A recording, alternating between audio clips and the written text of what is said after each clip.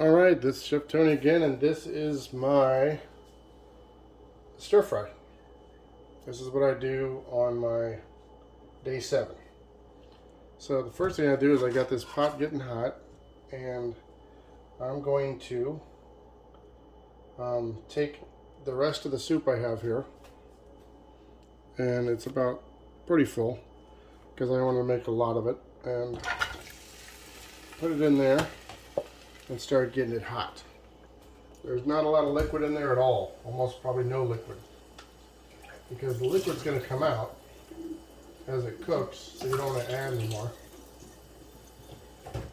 And then while that's waiting to get hot, I'll show you this other stuff I've got. What I do for the brown rice for this day is I've got 2 packs of this. 2 packs of the whole grain medley, and what I'll do is,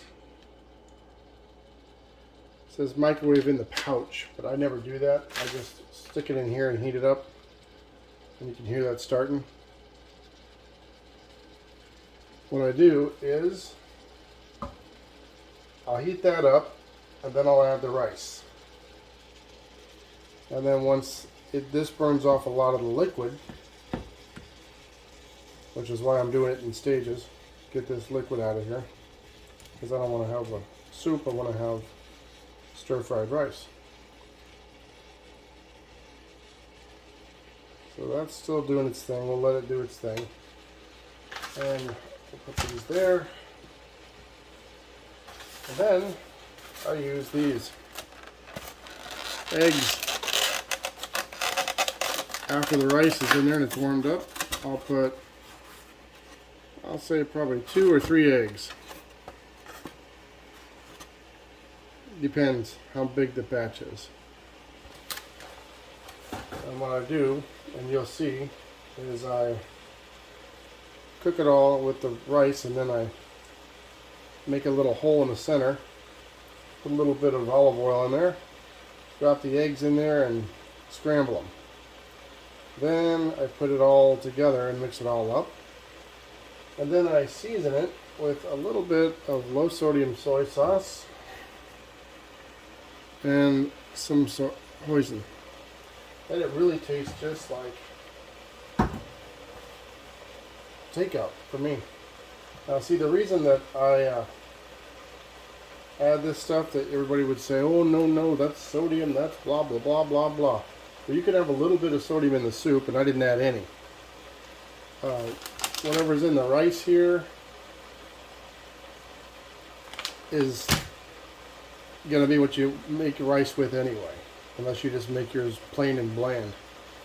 So I'm just cutting down the steps, and I'm trying to make all of it together so I can eat it all at once, instead of having soup to eat and then rice to eat, and then, because I don't like rice in my soup unless it's like chicken and rice soup or something like that, but not in this soup. This is no bueno for that.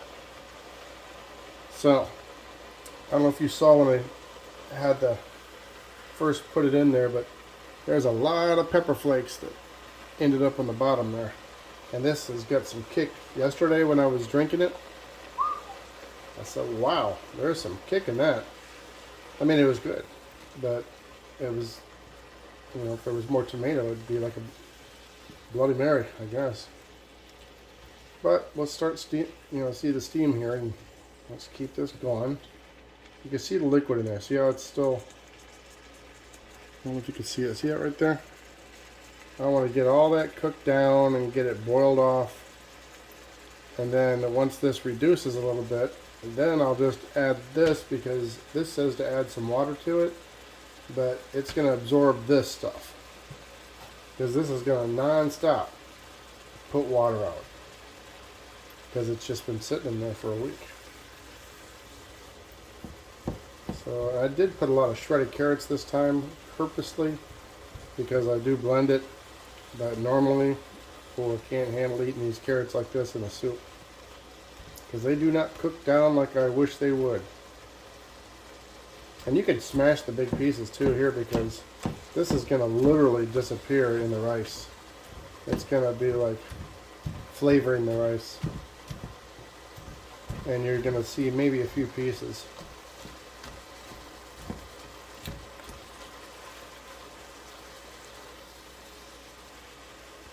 As you can see all that liquid?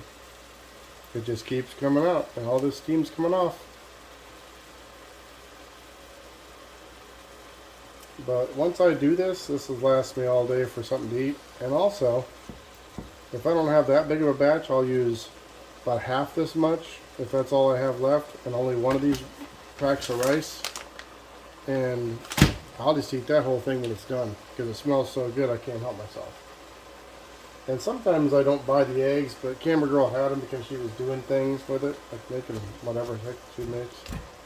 But I think she made a cake for I don't know, the last holiday or something, and they're still good for like another week. So I said I'm going to use these to get rid of them.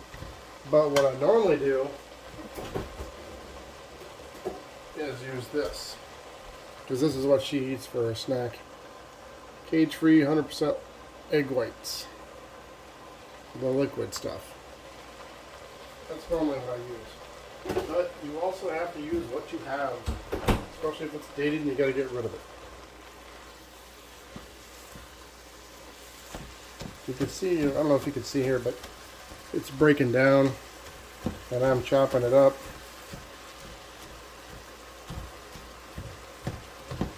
This stuff has got so much liquid in it. And if you see, the carrots are a little bit brown. I don't know if you saw the earlier video, but when I made it originally, I had an issue with my refrigerator and it was freezing stuff. And it froze it that night. And then I threw it in there, so I said, oh well. So now it's getting hot enough to where I'm going to go ahead and put this in. Break it up. Get it down there, and then I can just get it out. That's one. If you ever buy these in the store, you can look on the bottom in the bag and see what they look like inside. We got about 15 different flavors. There's white rice, multi-grain, garlic, everything you can have. This is quinoa and brown rice with garlic. And I know there's garlic in Chinese food, so you can see how much that is there. That almost doubled the whole pan here. So you do this. And I don't ever turn the heat down because you're going to need that to cook the egg, because every time you add to this, it cools the pan down.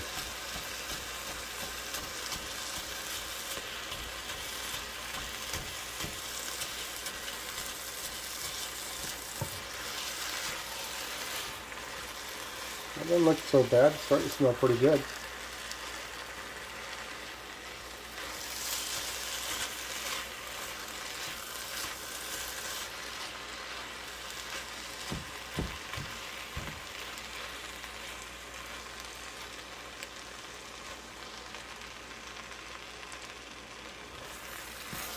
Now there's a lot less liquid now because that rice just soaked it right up. So now what I'm going to do is flatten it out, make a little hole here,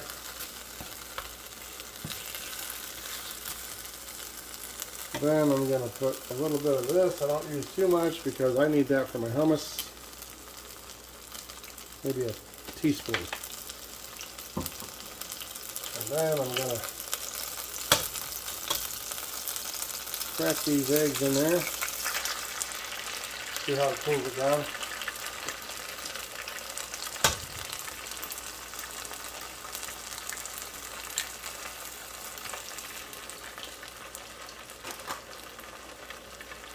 Liquid egg I know more, but this one I just want to get so I can get rid of the eggs.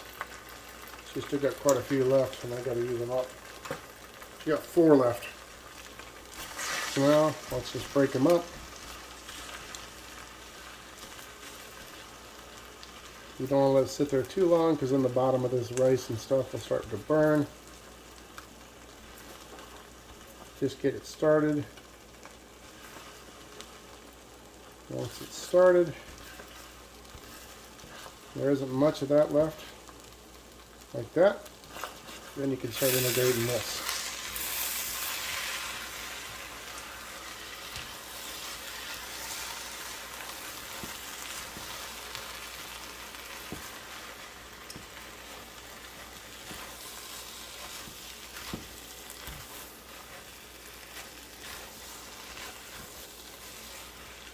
Okay, that's integrated, and it's going to get more integrated. But now you can turn it down. Actually, you could probably just turn it off, because it's still cooking and still hot. And what I'm going to do now is take a little bit of the soy sauce.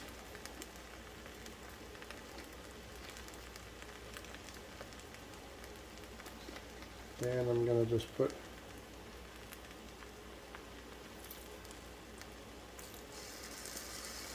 a little bit, maybe a teaspoon and a half. And then the hoisin.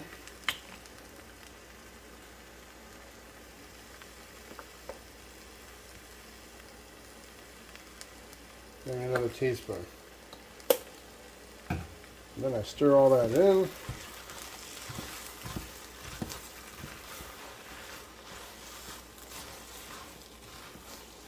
If you happen to make yours with a lot of onions, this is really good too, like this.